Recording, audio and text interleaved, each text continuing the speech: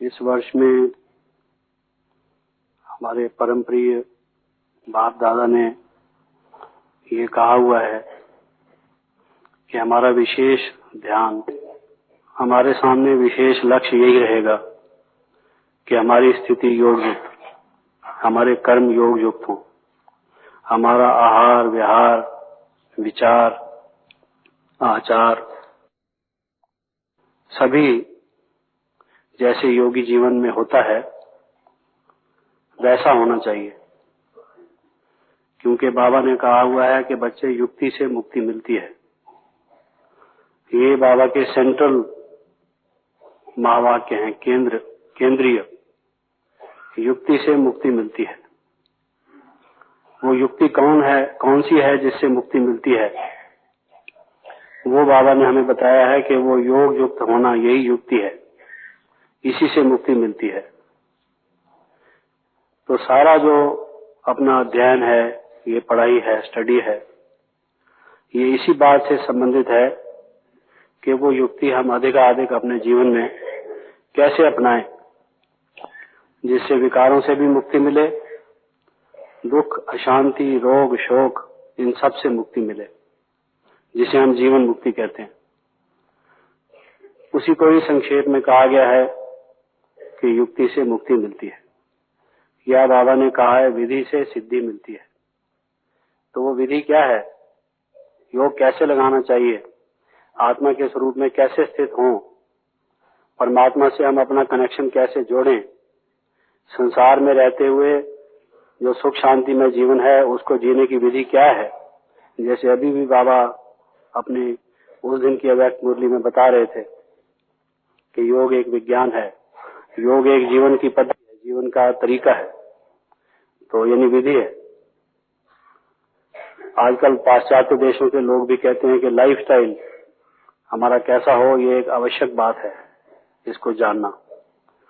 तो वो विधि क्या है अपने जीवन को श्रेष्ठ बनाने की, स्वपरिवर्तन की, दूसरों का कल्याण करने की, उनकी सेवा करने की, ये सब बातों की विधि हमें बाबा बताते हैं।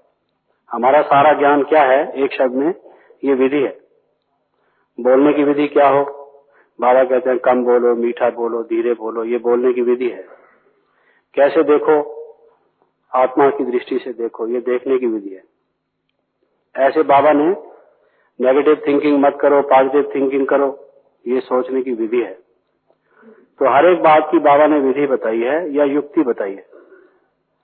इनको ठीक कैसे करो, इसकी ट्रांसफॉर्मेशन कैसे करो। तो इस विधि से सिद्धि होगी और इस युक्ति से मुक्ति होगी।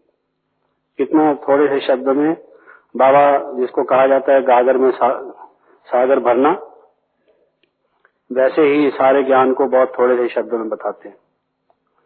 तो जिसे हम योग तपस्या कहते हैं, इससे पहले हमें ये जान लेना जरूरी है कि योग हम कहते किसे। तो बाबा ने बहुत न्यारे और प्यारे शब्दों में योग की व्याख्या की हुई है कई तरीके से, जिनमें से 4-5 जो हैं वो मुख्यतम हैं, उनमें से विशेष है। एक तो बाबा ने कहा हुआ है लगन में मगन होना ही योग है। ये व्याख्या किसी ने नहीं की योग की। लोग तो कहते हैं योग चित्त की वृत्तियों के निरोध का नाम है। पतंजलि ने राजयोग में ऐसे कहा, और कोई अपनी अपनी रीत से योग को डिफाइन करते हैं, योग की व्याख्या करते हैं।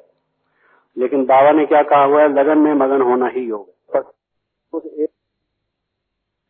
इसका नाम तपस्या है, जिसको अपनी भाषा में लोग कहते हैं कि अचल अटोल हमारी स्थिति हो, समाधि हो। तो वो क्या चीज है कि मन जो है उस एक परमात्मा में, एक शिव बाबा में मग्न हो जाए, उसके रस में डूब जाए, उस आनंद में या प्रेम में विभोर हो जाए। लगन में मगन होना ही योग है। दूसरा बाबा ने कहा हुआ है याद की यात्रा का नाम योग है। योग जो है वो याद की यात्रा का नाम है। लोग बेचारे जाते हैं अयोध्या में, राम जन्मभूमि पर, या काशी में, या मथुरा में, या वृंदावन में, या जगन्नाथपुरी में यात्रा करने। तो बाबा ने हमें कितना सहज बता दिया। पिछले दिन भी बता रहे थे ना कि आप जाते हो परम धाम में, कितना सेकंड लगता है, कितना खर्च होता है। व्यक्तवाणी में बता रहे थे ना बाबा। तो आप तो सबसे बड़े वैज्ञानिक हो, दूसरे वैज्ञानिक कितनी एनर्जी, कितना पैसा खर्च करके रॉकेट को भेजते हैं, तो बाबा ने कहा वो सूर्य तक भी नहीं पहुंच सके और आप कहां चले जाते हो।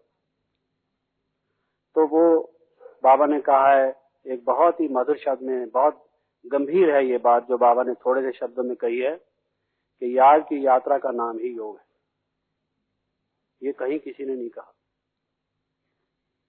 वो तो मन को नील स्टेज में ले जाना चाहते हैं कि कोई थॉट आए ही ना, विचार आए ही ना, एकदम घोड़े को खूंटी से बांध के बिठा देना चाहते हैं, उठे ही ना वहां से। भागने की बात तो छोड़ दो, चारा अपने पल्ले से खिलाओ उसको और वहीं पर बांधे रखो उसको। तो याद की यात्रा का नाम ही योग है, ये बाबा ने कहा है। तीसरा बाबा ने कहा है कि सर्व संबंध बाप से जोड़ना, ये योग है, जिसको भक्ति मार्ग में आप कहते आए कि तुम्हें माता च पिता तुम्हें बंधु से सखा तुम्हें। आज भी मुरली में था ना कि वारिस किस किस ने बनाया है, कौन उससे वर्षा लेना चाहता है, ये वारिस किस किस ने बनाया, हाथ सबने खड़ा किया था, दादी जी ने पूछा था ना। तो ये सब संबंध माता पिता सखा स्वामी, ये आत्मा के सब संबंध जो गाते आए हम भक्ति मार्ग में, अब उनको जान के उनके साथ जोड़ना, ये योग है। बाबा ने ये नई व्याख्या बताई है कि मन उससे उस प्यार से जुट जाए। और फिर उसके साथ साथ बाबा ने ये कहा है कि योग कनेक्शन का नाम है, कनेक्शन। शिव बाबा से आत्मा का कनेक्शन हो जाए, आत्मा का परमात्मा से कनेक्शन ही योग है। योग की डेफिनेशन दी है, लेकिन विशेष रूप से हमेशा मन का स्वभाव है कि थोड़ी ही बातों पर वो केंद्रीभूत हो पाता है, ध्यान में रख पाता है, अधिक बताओ तो ओवरफ्लो हो जाता है। इसलिए ये चार ही काफी हैं। ये जो अभ्यास करेंगे आप, अगर इन चार बातों पर ही मन अपना टिकाए रखें, इसको चेक करें कि हमारे संबंध ठीक है, हमारा कनेक्शन लगा हुआ है, हम लगन में मगन हैं, हम याद की यात्रा कर रहे हैं, तो समझो कि आपकी तपस्या हो रही है। और अगर नहीं तो समझो कि तपस्या नहीं हो रही। अब सवाल यह है कि चाहते तो सब हैं कि हम लगन में मगन हो जाएं, इसीलिए तो ये सारा ज्ञान लेते हैं, क्योंकि जब मगन होते हैं शांति मिलती है, आनंद मिलता है, बाबा का वरदान मिलता है। कौन चाहता है कि हम बाबा की याद में ना रहें। किसी ने कहा है कि मक्खन खाते हुए किसके दांत टूटते हैं, किसके दांत टूटते हैं, उसने कहा मक्खन खाते हुए। लेकिन मैं तो कहता हूँ जिसके टूटे हुए हों वो भी खा सकता है मक्खन, एक ऐसी चीज है। टूटते तो नहीं है, टूटे हुए अगर पहले से ही हों तो भी मक्खन खा ले तो ठीक है। तो ये योग जो है ये तो मक्खन है, शक्ति देने वाली चीज है। किसको ये कठिन, किसको ये भारी लगता है, ये कोई दुस्साह काम नहीं है ये इस प्रकार का। लेकिन सवाल यह है कि अगर लगन ही ना रहे तो मगन किस में रहेंगे, अगर याद ही ना हो तो यात्रा क्या करेंगे, अगर संबंधी भूल जाएं तो सब जोड़ोगे किससे, अगर कनेक्शन ही टूट जाए, मान लो टेलीफोन आपके पास भी है, जिसको आपने टेलीफोन करना है, टेलीफोन का इंस्ट्रूमेंट वहां भी है, और कनेक्शन में ही कोई गड़बड़ हो जाए तो लगेगा कैसे योग। तो तपस्या सब करना चाहते हैं, कनेक्शन भी जोड़ना चाहते हैं, संबंध भी जोड़ना चाहते हैं, मगन भी होना चाहते हैं, याद की यात्रा भी करना चाहते हैं। लेकिन सवाल यह है कि याद भूल जाती है, वो लगन पूरी एक जैसी चलती नहीं रहती। याद की यात्रा करते करते रास्ते में रुक जाते हैं। संबंध जोड़ते जोड़ते देह के साथ फिर संबंध जोड़ लेते हैं, देहधारियों के साथ फिर संबंध जोड़ लेते हैं, तो वो तपस्या जो है भंग हो जाती, तपस्या पूरी तरह से हो नहीं पाती।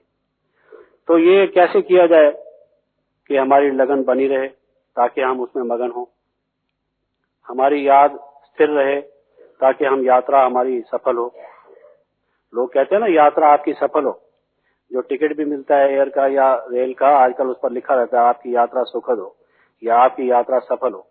तो याद की यात्रा भी सफल हो कह देना तो अलग बात है, हो कैसे, ये एक मेन क्वेश्चन है। तो उसमें जैसे याद के लिए तैयारी की जाती है, तपस्या के लिए भी तैयारी करनी होगी हमें पूरे रूप से। जैसे आप अपनी रिजर्वेशन करा लेते हैं, कंफर्मेशन करा लेते हैं, सीट का नंबर ले लेते हैं, सामान क्या ले जाना है वो तैयारी कर लेते हैं। तो बाबा ने उसके लिए बहुत पहले से तैयारी हमारी करा दी हुई है वास्तव में अगर देखा जाए, क्योंकि बाबा ने कहा है तपस्या करते हैं तो किस आसन पर बैठते हैं। तो तपस्या वाले आपको मालूम है भक्ति मार्ग में तो आसन बने मिलते हैं ना जिस पर बैठते हैं लोग।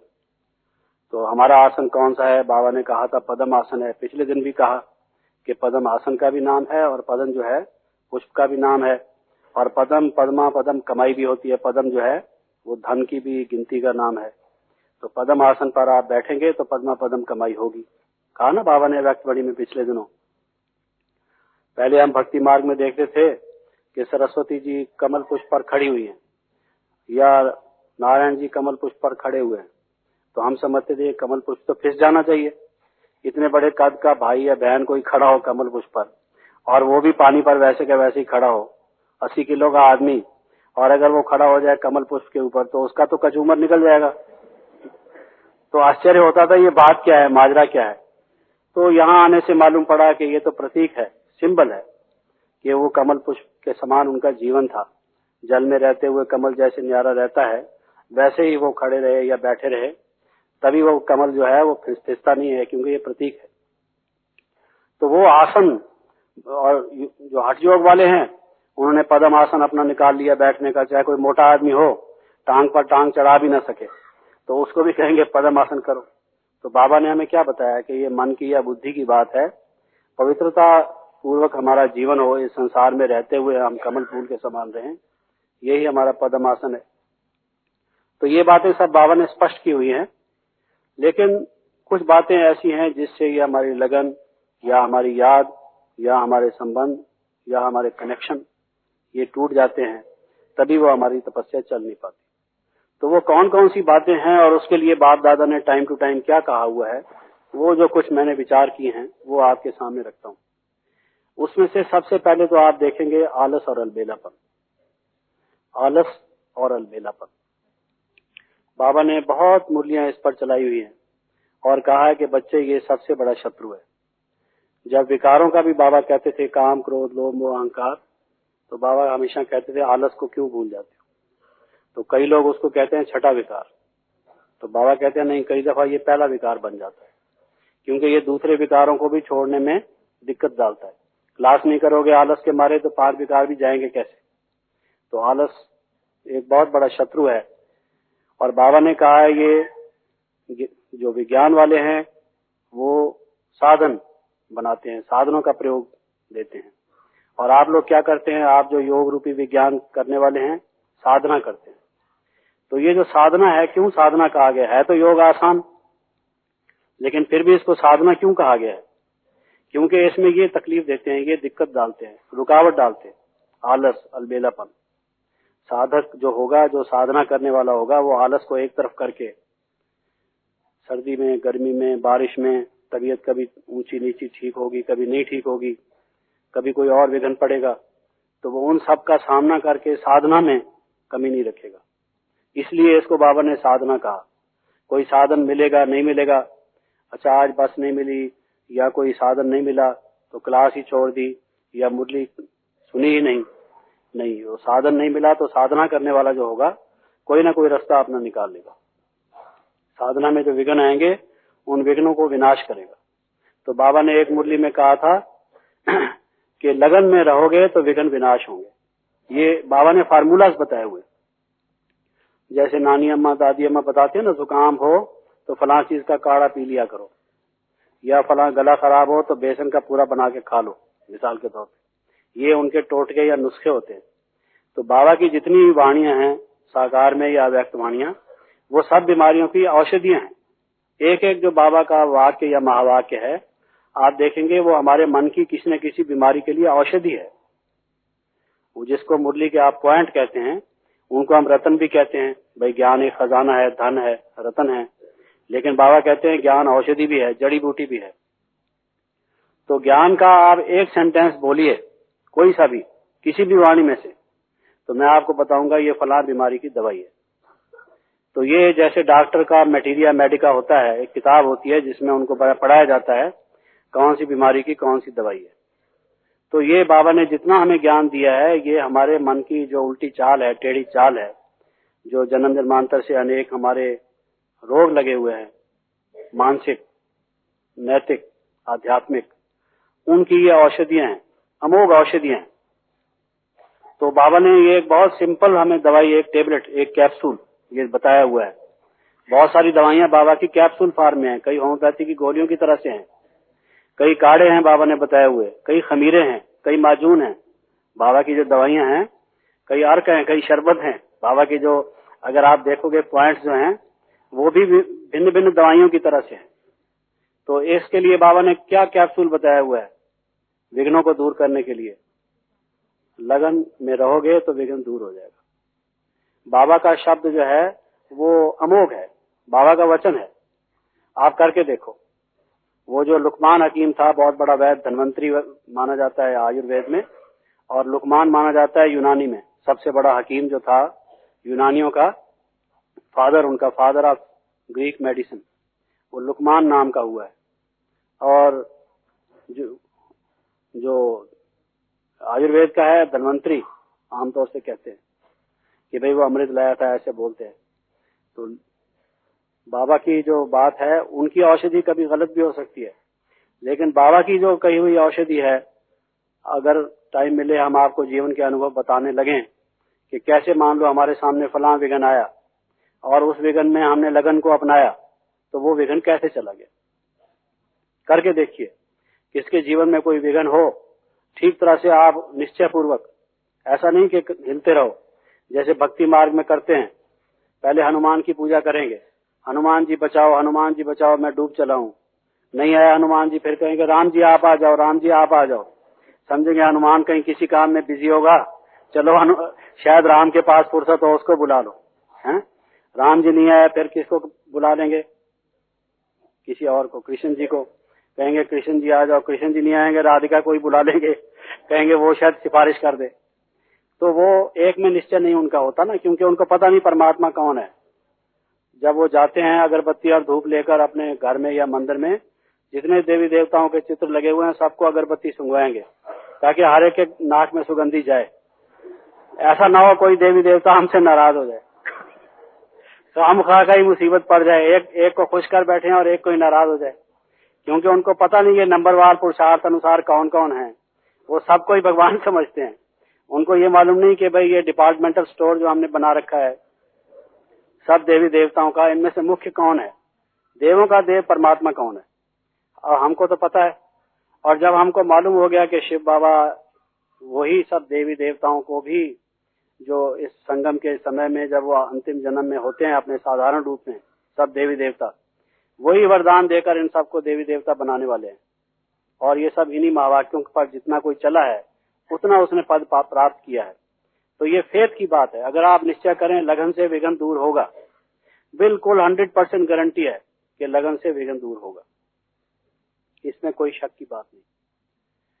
तो इसलिए जो जो बात बाबा ने कही हुई है कि बच्चे ये आलस और अलबेलापन, ये एक मुरली में बाबा ने कहा था कि आलस आपको धीरे धीरे दूर कर देगा, शिव बाबा से दूर कर देगा। उसके हर एक के शनाख्त क्या होती है, बाबा ने शनाख्त भी बताई हुई है, डायग्नोसिस।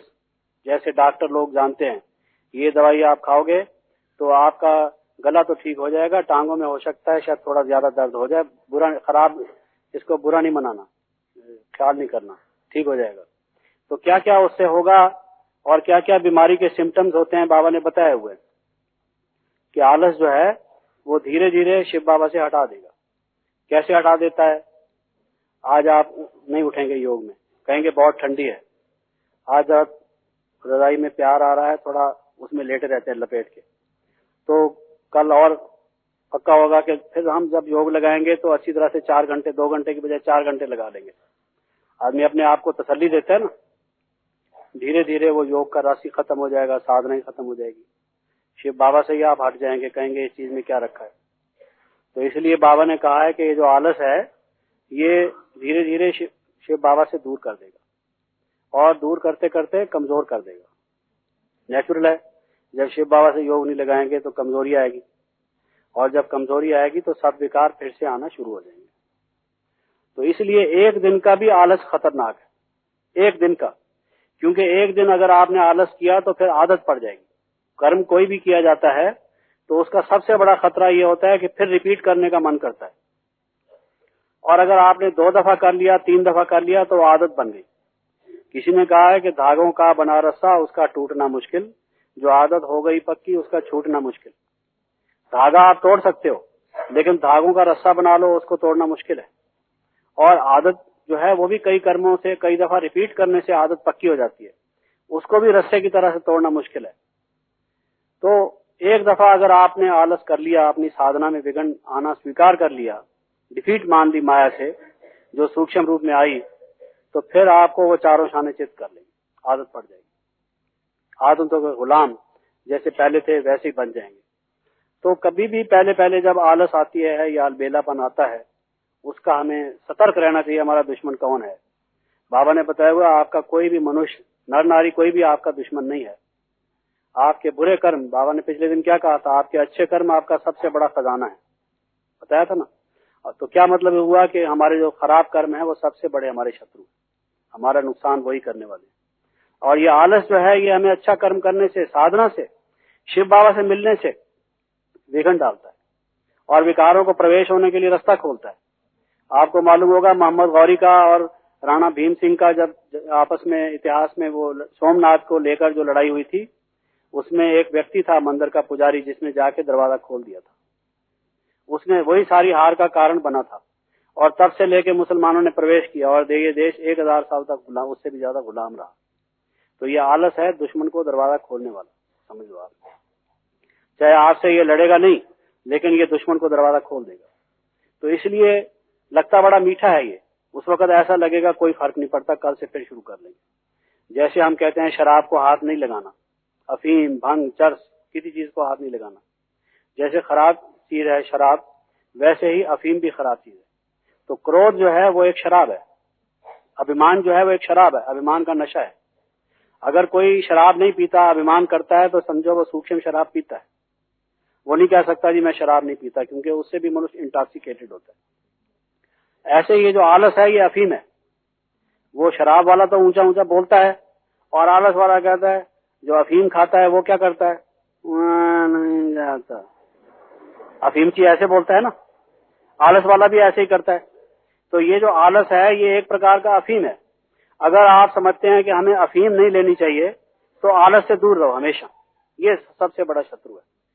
तो इसलिए बाबा ने कहा हुआ है कि ये जो आलस है ये विकारों का द्वार खोल देगा और ये आपको साधारण बना देगा, कमजोर कर देगा और बाकी सब विकार आना आप में शुरू हो जाएंगे। ये पक्की बात समझ लो। योग में बैठते हैं, सुबह को भी योग में बैठते हैं, मान लो अगर उसमें नींद का हल्का सा भी वो है, तो बजाय योग करने के नमाज पढ़ते हैं।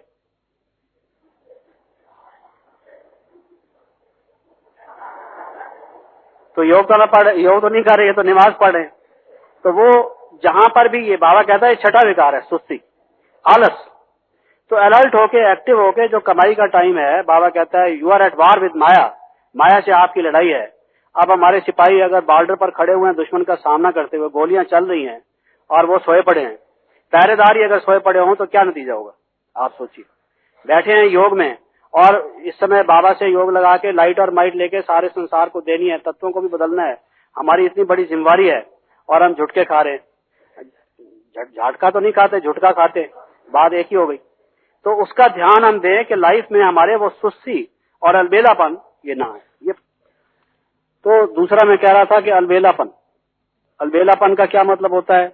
क्या आपने सोचा जैसे टाल मटोल की जाती है, कल कर लेंगे, परसों कर लेंगे। बाबा ने क्या कहा है, पद्मा पदम कमाई होती है। इतनी ज्यादा कमाई जिसकी होती हो एक दिन में तो नहीं हो जाती। संगम युग में प्रतिदिन आप अपनी कमाई जोड़ते हैं, तब आप पद्मा पदम भाग्यशाली बनते हैं। तो जिसकी कमाई इतनी जबरदस्त हो, उसकी एक दिन भी की कमाई भी कितनी कमाई होगी आप सोचिए। तो एक दिन की इतनी कमाई को अगर आप कम कर देंगे, तो फिर आपका जो नेट रिजल्ट होगा, फाइनल जो आपका बैलेंस शीट होगा, उसमें कितना घाटा आपको पड़ जाएगा। तो ये हमें सोचना चाहिए। तो बाबा ने एक मुरली में कहा था, वो मैं रिपीट करता हूँ, बाबा के शब्द बहुत ही मर्मस्पर्शी हैं। बाबा ने कहा था, तुम्हारा परिवर्तन सृष्टि को परिवर्तन में लाएगा। देखिए कितनी रेस्पॉन्सिबिलिटी है हमारी। बाबा हमसे क्या उम्मीद रखते हैं। बाबा ने कहा था, बच्चे तुम्हारा परिवर्तन सृष्टि को परिवर्तन में लाएगा। सृष्टि का परिवर्तन भी आप श्रेष्ठ आत्माओं के लिए रुका हुआ है। ये कितनी बड़ी गफलत होगी, हमारा अलबेलापन या आलस होगा। जैसे मान लो कोई 20 आदमियों ने गाड़ी पर चढ़ना है, बस तैयार खड़ी है, 19 आदमी बैठ गए हैं, एक आदमी की वजह से वो बस रुकी हुई है और सारे आदमी गाड़ी से रह जाएंगे, तो सब लोग उसको बुलाते हैं, भाई बैठो बैठो, गाड़ी से हम रह जाएंगे सारे के सारे। होता है ना मधुबन में, वो बाहर बस ठहरती है और कोई कहता है मैं अभी आता हूँ 2 मिनट में, भोली बहन जी से वहां से अपना भोजन लेकर आ रहा हूँ, और सारे बस रुकी हुई है और जिनकी गाड़ी जल्दी जाती है उनका दिल धक धक कर रहा होता है। अगर बनारसी भाई जाके उनका हार्ट चेक करे तो उस वक्त उनका हार्ट बीट तेज होगा। वो बेचारे ये सोच रहे होते हैं हमारी गाड़ी मिस हो जाएगी, और वो अपना जाके अपना मजे मार रहे हैं, भोजन पैक कर रहे हैं, पहले से नहीं ख्याल करते। तो ये तो एक छोटी सी बात है, चलो एक गाड़ी नहीं मिले शायद दूसरी भी गाड़ी मिल जाए, लेकिन इसके लिए तो बाबा कहते हैं नाउ और नेवर, अब नहीं तो कभी नहीं। तो बाबा ने क्या कहा हुआ है, जब किसी की व्यक्ति की रेस्पॉन्सिबिलिटी होती है, जिम्मेवारी होती है, अगर आपके जिम्मे किसी के लग जाए कि आप सारा हाल तैयार करो, ये जो सारे सोफाज वगैरह हैं ये इधर उधर सब बिखरे पड़े हों, ठीक तरह से सेट ना हुए हों, आप सेट हों, और आपके जिम्मे कोई लगा दे 11 बजे क्लास होनी है, जरा इसको जल्दी जल्दी सेट करा दो, उस दिन नाश्ता कैसे करोगे? जल्दी जल्दी, ताकि 10 मिनट सेव करके मैं वहां जाऊं, मुझे सारी तैयारी करनी है, वहां पर लोगों ने आना है, उसके पहले सब काम तैयार हो जाए। जिम्मेवारी वाले चाहे नहीं करेंगे नाश्ता, आपको लोग कहते रहेंगे नाश्ता तो कर लोगे, आप कहेंगे नहीं भाई मेरी जिम्मेवारी है, सबने आना है, क्लास शुरू होनी है, मेरे को टाइम लगेगा, पहले मैं अपना काम करूंगा, पीछे बात करूंगा। तो बाबा ने इतनी बड़ी जिम्मेवारी हम आत्माओं के ऊपर, और कितने प्यारे शब्दों में, आप श्रेष्ठ आत्मा हो, हम अपने आप को कुछ क्या भी समझें, लेकिन बाबा हमें क्या कहते हैं, मीठे बच्चे, प्यारे बच्चे, सिकिलते बच्चे, लाडले बच्चे। ऐसा कोई बाप होता है जो इस तरह से कहे? कोई टीचर हो, कोई बाप हो, वो कोई शिक्षा दे और आप ना मानो तो आपसे थोड़ा सा वो माथे पर तेवड़ी चढ़ाएगा, अरे मैंने आपको इतना समझाया फिर भी आप उल्टा काम करके आए, तो चलो कोई बात नहीं, अब आगे के लिए ठीक करना। फिर आपको दोबारा समझाता है, फिर आप उल्टा करके आते हैं, फिर कहता है अरे भाई तुम कैसे आदमी हो, फिर तीसरी दफा समझाता है, फिर चौथी दफा समझाता है, 10 दफा समझाता है, उसके बाद कहता है मेरा दिमाग क्यों चाटते हो, भागो यहाँ से, मेरे को और भी कुछ काम करना है या तुम्हें ही समझाता रहूंगा, गेट आउट फ्रॉम हियर। बोलता है ना, तुम रोज रोज मेरा दिमाग खराब करते हो नहीं, अपनी मर्जी की करते हो और फिर मेरे पास आ जाते हो, I have absolutely no responsibility. लेकिन ये बाप, ये शिक्षक, ये सदगुरु हमें कैसे मिला है? हर मुरली में कहता है बच्चे आत्माभिमानी बनो, बच्चे सोल कॉन्शियस बनो, बच्चे स्वरूप में निश्चय रखो, फिर भी हम नहीं रखते, अभी बने हैं पूरी तरह से सोल कॉन्शियस, फिर भी कहता है मीठे बच्चे, सिकिलते बच्चे, ये नहीं कहता भाग जाओ यहाँ से। बताओ कितने हजारों दफा मुरली में कहा होगा, कितनी मुरलियां आज तक, इतने 36 से लेकर अब तक कितनी मुरलियां हैं, और हर मुरली में कई दफा कहते हैं बाबा सोल कॉन्शियस बनो, फिर भी हम नहीं बनते। फिर भी कहता है मेरे नूरे चश्मा, मेरे प्यारे रतन, मेरे अनमोल रतन, मीठे बच्चे, सिकिलते बच्चे, और फिर क्या कहता है मेरे श्रेष्ठ बच्चे। ऐसा बाप हम पर हुज्जत रखता है, प्यार से हमें कहता है कि बच्चे तुम्हारी वजह से ये सारा सृष्टि के परिवर्तन का काम रुका हुआ है। बाबा ने एक मुरली में कहा था, कई बच्चे मेरे से पूछते हैं बाबा विनाश कब होगा, तो मैं उनसे पूछता हूं कि आप बताओ आप तैयार हो, मैं ये पर्दा हटाऊं कलयुग का और सतयुग का सीन सामने आए, तुम तैयार हो? अगर कोई ड्रामा होना हो और जो कर्टन वाला है कर्टन को पुल कर दे, पर्दे को खींच ले, और अंदर कोई पजामा पहन रहा हो, कोई कुर्ता पहन रहा हो कोई आंख में काजल डाल रहा हो, कोई कुछ कर रहा हो, तो सब लोग कहेंगे क्या करता है भाई है कि नहीं? तो ड्रामा तो तब, पर्दा तो तब खींचा जाता है जब सब तैयार हो। तो बाबा कहता है कि आप तैयार हो जब मैं सतयुग का पर्दा करूं, हैं? और तैयारी किसकी वजह से रुकी हुई है? हम बच्चों की वजह से। जब हमारी वजह से, क्या हमारे मन में आना नहीं चाहिए कि बाबा हमें इतने मीठे, इतने प्यारे बच्चे कहते हैं, हम भी कहें हमारे मीठे बाबा, हमारे प्यारे बाबा, हमारे सिकिलते बाबा, आप हमसे यही आशा करते हो, हम आपको ऐसा बन के दिखाएंगे इस तपस्या वर्ष में, ये आलस, ये अलबेलापन नहीं आने देंगे। हमारी वजह से अगर ये सृष्टि का परिवर्तन रुका हुआ है तो हमें नहीं आना चाहिए कि ओहो ये क्या हो गया, हमारी वजह से सब रुके हुए हैं, सारा सतयुग आना रुका हुआ है और मैं आंखों में काजल ही डालने में लगा हुआ हूँ। सोचो ना क्या ड्यूटी है। वो ड्यूटी का जब आदमी को ख्याल आता है तो फिर ये आलस और अलबेलापन भाग जाता है। इसके लिए ये बाबा का महावाक्य आपको बताया कि आलस और अलबेलापन भागे कैसे, नहीं तो लगन रहेगी नहीं, मगन होंगे नहीं, और तपस्या बाबा ने एक मुरली में कहा कि कई बच्चे कहते हैं अच्छा देखेंगे, सोचेंगे, ये भी आलस की निशानी है। कोई भी प्रोग्राम बनता है उसमें जी जान लगा के पूरे मन से उसको करना, ये है कि आलस बिल्कुल ना हो। आलस बिल्कुल ना होने का ये भी एक निशान है। वरना अगर थोड़ापन ढीलापन होगा, चलो योग में तो बैठे लेकिन उतने अलर्ट होकर नहीं बैठे, उतनी रुचि से नहीं बैठे, अपनी इच्छा से नहीं बैठे और एकदम उससे खजाना भरने के लिए हम तैयार होकर नहीं बैठे, ये भी आलस है।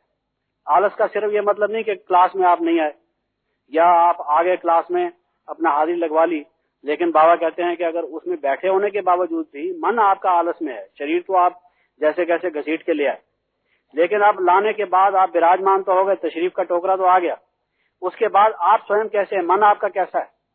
अगर मन में फिर भी आलस है तो बाबा कहते हैं ये भी आलस है। और आलस तब आता है जब पहले अलबेलापन आता है। आलस पहले नहीं आता, पहले अलबेलापन आता है, गफलत आती है, आदमी को उस चीज का मूल्य नहीं होता। जब मूल्य नहीं होता तो अलबेला होता है, अलबेला होता है तब आलस आता है, आलस पहले नहीं आता। और जब आलस आता है तो कमाई खत्म हो गई। तो इसलिए बाबा ने ये कहा है कि ये नहीं सोचो अच्छा देखेंगे, सोचेंगे, ये भी आलस की निशानी है। फिर एक मुरली में बाबा ने ये कहा कि अगर कोई विघ्न नहीं है, दो परिस्थितियां मनुष्य के जीवन में होती हैं। एक तो ये कि कोई विघ्न हमारे सामने ना हो, एक ये कि कोई विघ्न हमारे सामने हो, दोनों में से एक बात होगी। तो बाबा कहते हैं कि अगर कोई विघ्न आपके सामने ना हो और फिर भी आप पुरुषार्थ आपका तीव्र ना हो तो ये भी आलस है। इसका मतलब यह है कोई विघ्न नहीं है, आपके रोज का जो जीवन जैसे चलता है ठीक चल रहा है, और फिर भी अगर आप पुरुषार्थ नहीं करते तो बाबा ने कहा कि विघ्न ना हो और पुरुषार्थ भी श्रेष्ठ ना हो, ये भी आलस की निशानी है। समझो यहाँ भी आलस है। आलस की पहचान बाबा ने हमें बताई है। और अगर विघ्न हो, फिर मैंने बताया कि बाबा कहते हैं लग्न से विघ्न समाप्त होंगे, तो फिर आप उसकी औषधि अपनाओ कि लगन में आओ तो विघ्न समाप्त होंगे। और फिर दूसरा बाबा ने कहा हुआ है कि जैसे अंधकार को आप कैसे भगाते हैं, प्रकाश से। जब आप लाइट को स्विच ऑन करते हैं तो अंधकार खत्म हो जाता है। तो इसी तरह से बाबा ने कहा हुआ है कि आलस को कैसे भगाओगे, उल्लास से। आलस जो भागेगा वो उल्लास से भागेगा। अगर आपके मन में आलस नहीं है तो समझो कि उल्लास नहीं है। आलस है अगर तो समझो कि उल्लास नहीं है। जब आपके मन में उल्लास आएगा तो आलस समाप्त हो जाएगा।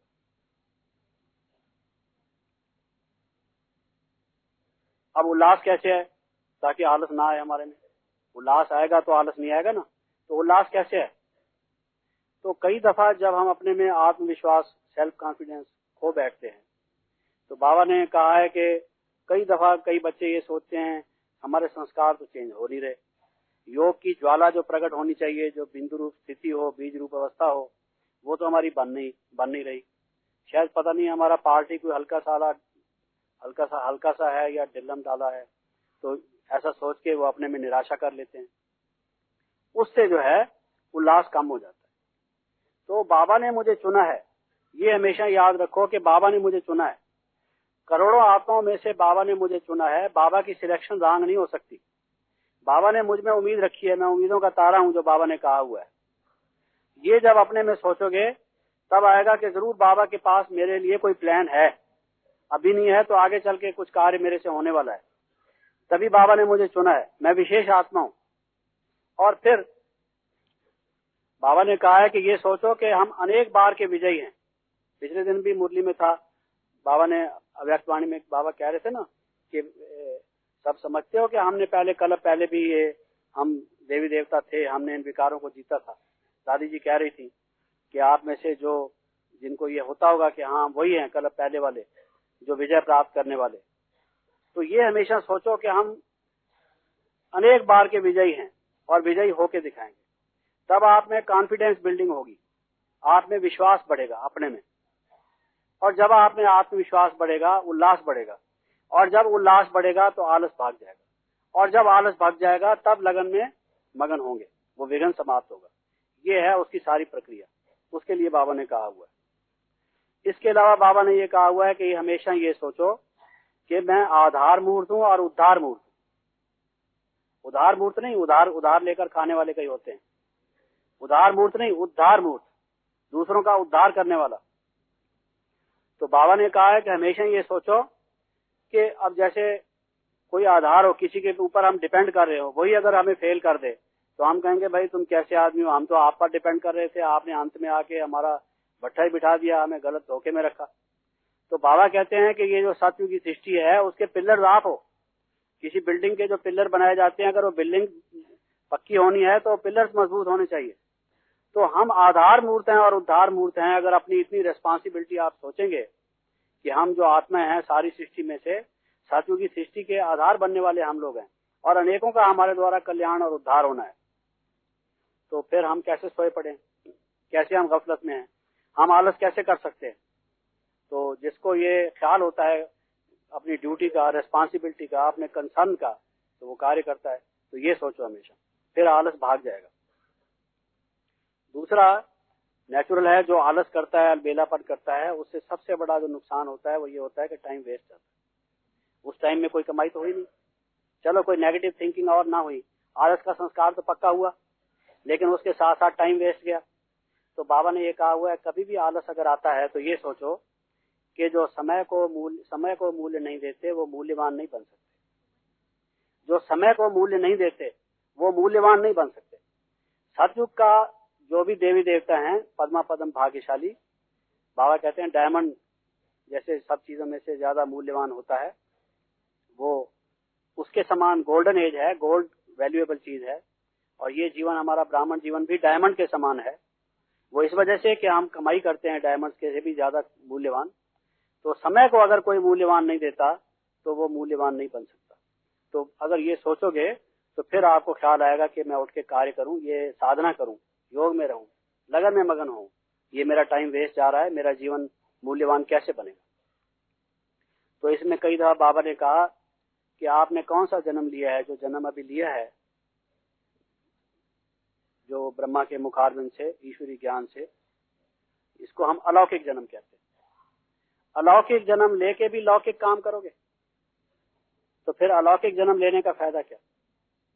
अपने को समझाने के तरीके होते हैं ना, तो अपने आप को समझाओ कि मैं आलस कर रहा हूं। तो बाबा ने कहा कि आलस जो है वो आपके जीवन को लौकिक बना देगा, कामन बना देगा। साधना से आपका जीवन अलौकिक बनेगा और आलस आपके जीवन को लौकिक बना देगा। तो तब अपने में ये विषमता हो जाएगी, ये कंट्रडिक्शन हो जाएगा। तो अपने को मन को समझाओ कि ये आलस तो मेरे जीवन को कामन साधारण जीवन बना रहा है, साधना के जीवन बनाने की बजाय साधारण जीवन बना रहा है, और अलौकिक बनाने की बजाय लौकिक बना रहा है। तो बाबा कहते हैं फिर अलौकिक जन्म ही किस लिए लिया, अलौकिक जीवन जन्म लेने का फायदा ही क्या हुआ। अलौकिक जीवन लेके भी अगर साधारण जीवन जिया, आलस का, अलबेलेपन का, सुस्ती का, योग को छोड़ के अगर बैठ गए तो फिर क्या फायदा हुआ। और जो मैं कह रहा था कि आत्मविश्वास की कमी हो जाती है, मनुष्य समझता है जैसे चल रहे हैं वैसे ही ठीक है, हमारा शायद यही पार्ट है, इतना ही काफी है, कुछ तो बन जाएंगे, दलिया ना सही दाल ही सही, कहते हैं ना दाल या दलिया कुछ तो बन ही जाएंगे। ऐसा सोच के जो चलते हैं, जो कई दफा जैसे आज भी था कि कोई अदम बन जाते हैं, चलते चलते फिर अदम बन जाते हैं, हार खा बैठते हैं माया से। फिर मन उनका खाता है अंदर से कि ये क्या हो गया, हम आए थे कमाई करने के लिए, फिर हमने क्या कर लिया, अपना नुकसान कर लिया। तो उसके लिए जो बाबा ने युक्ति बताई हुई है, औषधि बताई हुई है, बाबा ने बहुत थोड़े शब्दों में कहा है, बलिहार जाओगे तो हार नहीं होगी।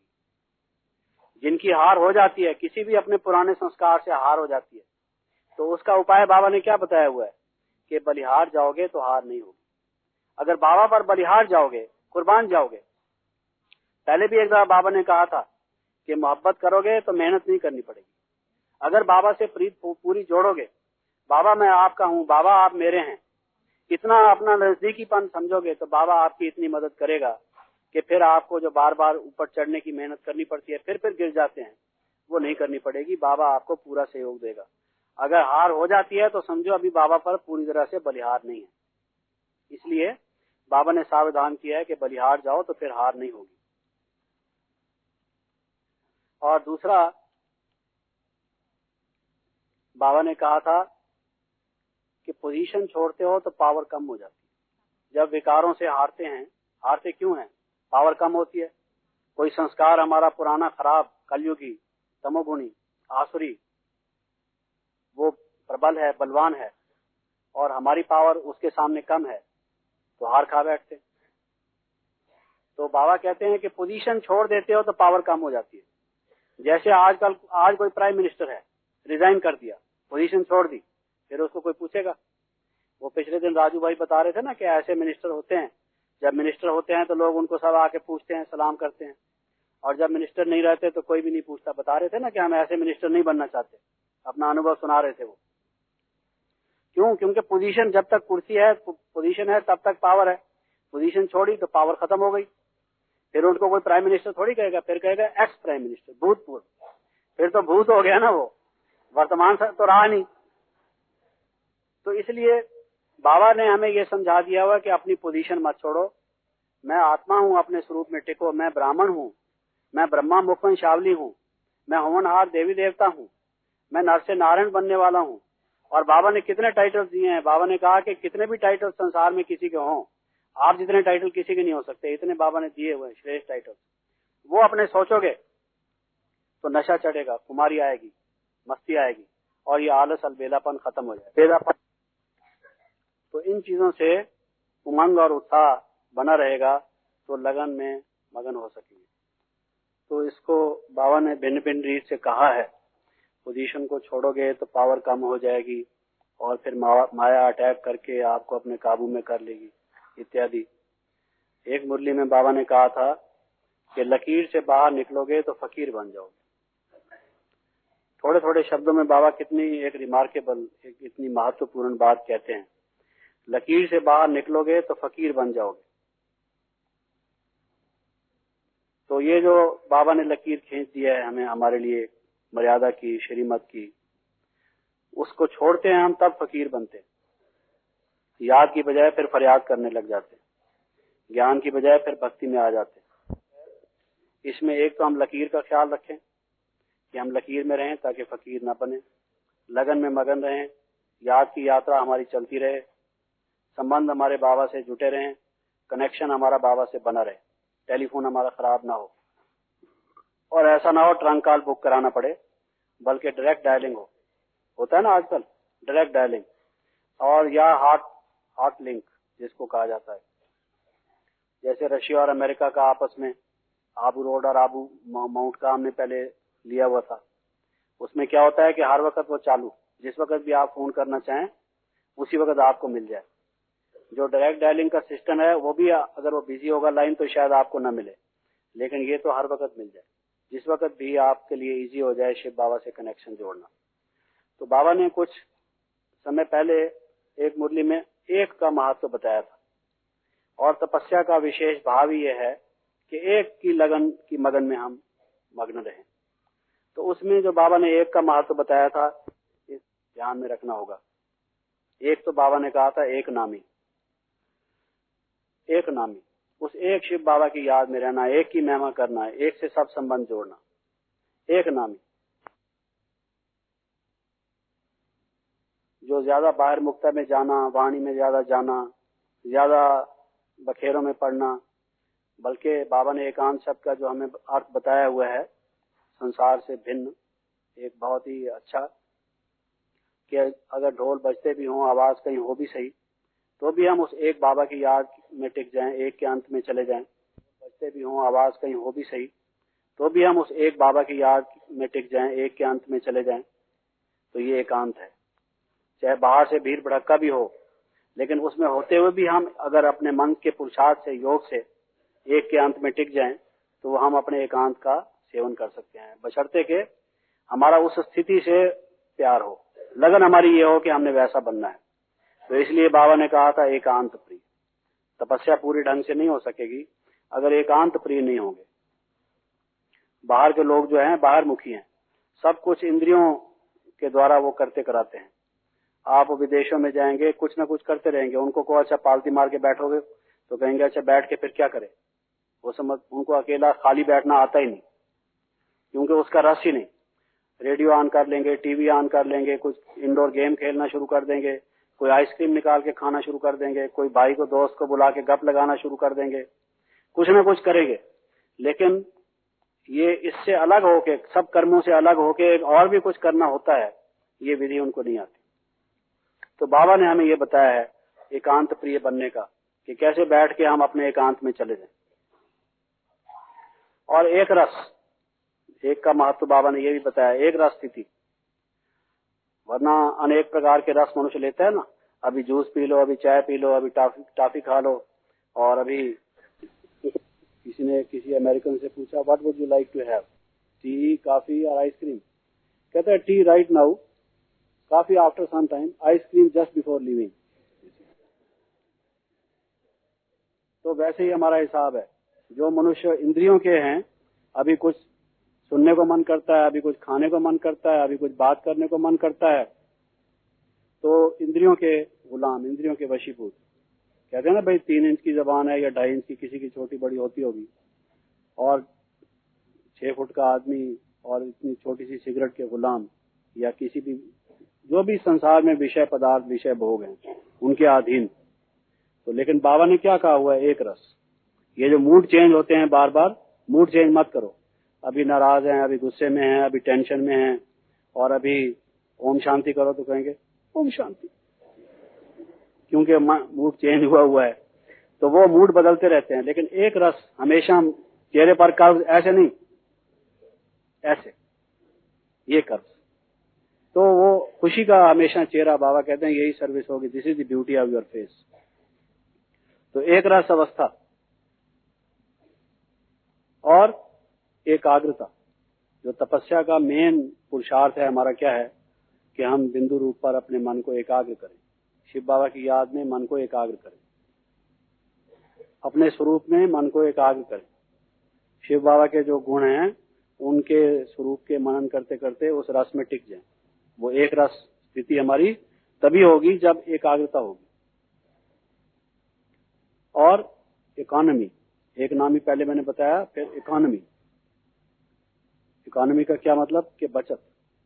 टाइम को भी जहां कम खर्च होता हो कम खर्च करो, पैसा भी कम खर्च करो, एनर्जी भी कम खर्च करो, कोशिश करो फालतू ना जाए। वेस्ट को बेस्ट बनाना है, ना कि बेस्ट को वेस्ट करना है। तो जहां पर कोई चीज की बचत हो सकती है, यही हमने देखा कि बाबा कहते थे साकार में, हम जब बाबा से मिलते थे, कि बाबा इकोनॉमी का अवतार है, इकोनॉमी का अवतार है। यानी देखना हो कम खर्च बाला नशीन कैसे होता है, थोड़ा खर्च करके उत्तम से उत्तम रिजल्ट कैसे हो सकता है, वो साकार बाबा से कोई सीखे। तो don't waste your voice, don't waste your energy, your physical energy, mental energy, spiritual energy, जो आपकी मानसिक शक्ति, शारीरिक शक्ति, आत्मिक शक्ति, उसका अपव्यय मत करो, दुर्व्यय मत करो, उसका वेस्टेज मत करो।